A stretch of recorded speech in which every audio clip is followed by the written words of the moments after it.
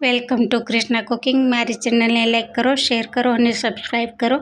આજે આપણે જે શાકમાં ઢોકળીનું શાક બનાવવાના છે, એટલે જે શાકમાં વપરાય છે ઢોકળી, એ ઢોકળી બનાવવાના છે. શાક તો તમે જે રીતે બનાવતા હોય એ જ રીતે બનાવવાનું છે.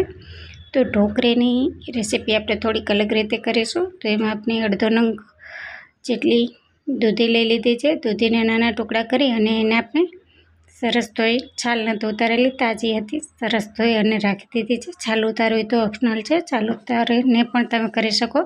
મેં છાલ લીધેલી છે, એટલે છાલ ઉતારેલી નથી. તો એને અડધા નંગને આપણે મિક્સર જારમાં ક્રશ કરી લેશું. એકદમ સરસ ક્રશ થઈ જાય પછી આપણે એને અલગ બાઉલમાં કાઢી લેશું અને આમાં આપણે રવો નાખી દઈશું. રવો નાખી અને 10 મિનિટ રહેવા દેવાનું છે. બાકીનું આપણે હજી બાકી છે. જે બીજો જાર થશે એમાં આપણે કાચી કેરી લીધી છે. કાચી કેરીને આપણે મીડિયમ સાઇઝના ટુકડા કરી લઈશું. થોડી એવી પાકી ગઈ છે, પણ આમ તો કાચી જ છે.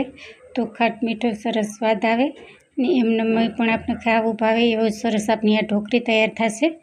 તો ઓલી સાદી ઢોકળી ખાઓ શાકમાં અને આ રીતે બનાવીને ખાઓ તો કેવો ટેસ્ટ લાગે છે. ને આ રીતે તમે કરો છો કે નહીં તે કમેન્ટ કરજો.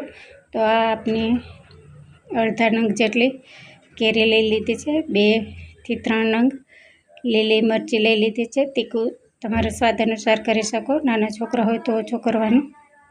તો આ રીતે મરચાં લઈ લીધા છે. 20 થી 25 નંગ આપણે લસણ લઈ લઈશું ફોલેલું, અને 1 ઇંચ જેટલું આદુનો ટુકડો લઈ અને એને પણ આપણે ટુકડા કરી અને ક્રશ કરી લઈશું મિક્સર જારમાં. ક્રશ કરી અને એનો પલ્પ પણ આપણે આમાં એડ કરી દઈશું. થોડી દૂધી ઓછી લાગતી હતી તો એ પણ એડ કરેલી છે, અને દહીં થોડુંક નાખેલું છે. તો એને પણ આપણે બધું મિક્સ કરી અને એકદમ સરસ મિક્સર જારમાં ક્રશ કરી લઈશું.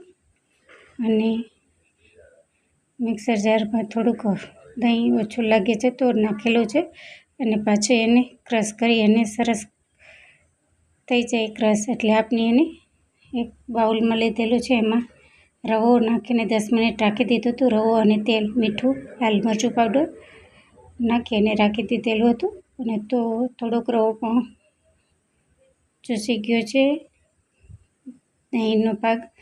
તો એને પાછળ આપણે દહીં કે છાશ નાખી અને પાછું મિક્સ કરી અને ઢોકળા જેવું કરી લેવાનું. ખીરું આપણું તૈયાર થઈ જાય એટલે આપણે પાણી ગરમ કરવા ઉકળવા મૂકી દીધું છે ઢોકળિયામાં, અને બીજી બાજુ આપણે તેલ લગાવી અને ડીશમાં રાખી દીધું છે. અને આ રીતે હળવાથી ફેલાવી દેવાનું, અને ઢોકળિયું ગરમ થઈ જાય એટલે આપણે ઢોકળા મૂકવું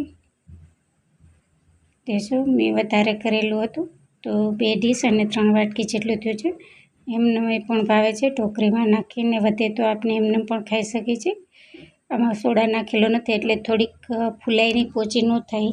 સોડા નાખીને ઘરના વ્યક્તિ માટે એમને ખાવી હોય તો થોડાકમાં સોડા નાખી અને પણ તમે બનાવી શકો છો. મેં સોડા નાખ્યા વગરની એમને છે એટલે થોડીક હાર્ડ હોય છે, જે આપણે ઢોકળીનું શાકમાં હાર્ડ હોતી હોય છે.